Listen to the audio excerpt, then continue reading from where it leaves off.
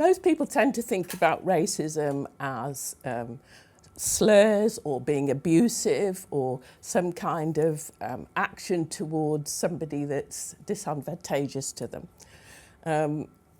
And we need to think about racism in a much broader way than that.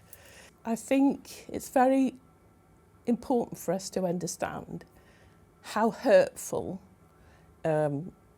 some kinds of racist comments and racist actions are, and also how they limit people's aspirations and opportunities. We know from research that racism affects people's sense of their self-esteem. It affects their sense of whether they belong or whether they feel entitled to a service. It's very damaging to users of our social care services to experience on a kind of everyday level some of those comments or actions or behaviours that make them feel that they perhaps don't belong or that they're not entitled to a service. Having an inclusive workplace is very important in terms of enhancing the experience of users of our services.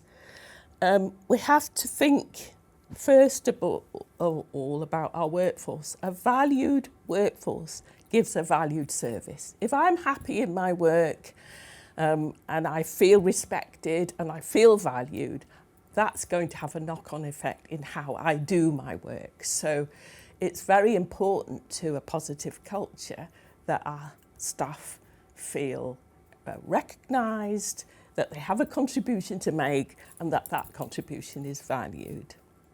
If I was in a care setting and I saw some representation of Chinese culture or some representation of Asian culture, even though it's not my culture, I would feel more included because I would see that a positive culture embraces difference and diversity and represents difference and diversity. So even if it's not my representation, it speaks to me about an ethos that's flexible and inclusive. Building anti-racism into a positive culture removes us from the staleness of sameness. It enriches us all. A positive, anti-racist, inclusive culture can enhance your team, it enhances your business, and it enhances the wider community in which your business is located, because your organisation can become an exemplar. It can become known and build its reputation in that way. And in an increasingly competitive environment, it's going to be important to retain staff. It's going to be important to attract users of services to your service in particular, and people will, in the wider community, will come to understand your organisation as positively valuing difference and diversity.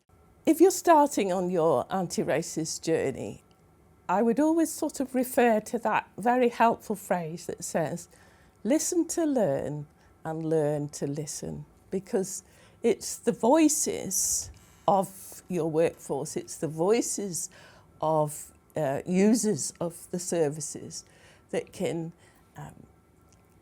really enable us to understand what the needs are and what's needed.